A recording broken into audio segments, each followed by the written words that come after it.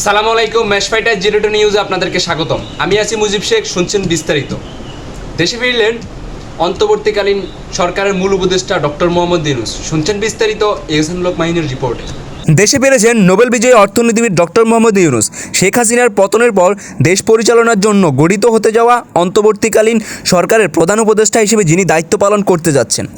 আজ বৃহস্পতিবার দুপুর 2:10 তাকে বহনকারী এমিরেটস এয়ারলাইন্সের বিমানটি ঢাকা হজরত শাহজালাল আন্তর্জাতিক বিমানবন্দরে অবতরণ করেন।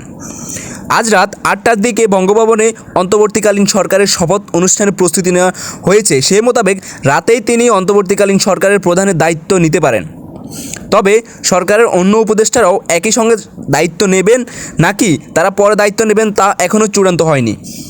ডক্টর মোহাম্মদ ইউনূসকে প্রদান করে অন্তর্বর্তীকালীন সরকার গঠন করা হচ্ছে বলে মঙ্গলবারই নিশ্চিত হওয়া যায়।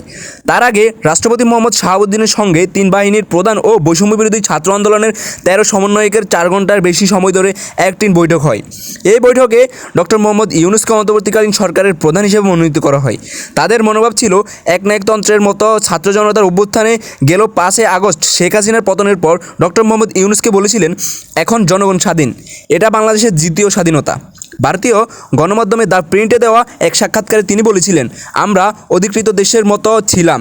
তাদের আওয়ামী লীগ সরকার মনোভাব ছিল একনায়কতন্ত্রের মতো, তারা সব কিছু নিয়ন্ত্রণ করত। এখন বাংলাদেশের জনগণ স্বাধীন, এটা বাংলাদেশের দ্বিতীয় স্বাধীনতা। এখন আনন্দে মেতে উঠেছে সারা বাংলাদেশের জনগণ, সব জায়গায় আনন্দ মিছিল হচ্ছে। আন্দোলনরত সবাইকে আমি অভিনন্দন জানাচ্ছি। তবে তিনি সক্রিয় রাজনীতিতে যুক্ত হবেন না বলে জানিয়েছিলেন। তিনি ডক্টর ইউনূস বলেছিলেন, রাজনীতিতে যুক্ত হওয়ার মতো মানুষ আমি না।